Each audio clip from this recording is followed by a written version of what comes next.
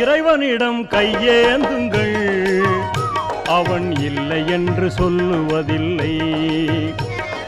பொறுமையுடன் கேட்டு பாருங்கள், அவன் பொக்கிஷத்தை மூடுவதில்லை.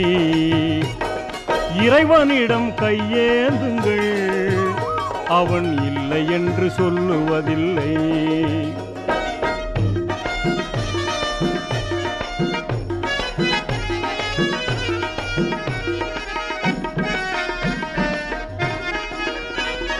இல்லை என்று சொல்லும் மனம் இல்லாதவன், ஈடு இணை இல்லாத கருணை உள்ளவன், இன்னல் பட்டு எழும் குரலை கேட்கின்றவன், எண்ணங்களை இதயங்களை பார்க்கின்றவன்.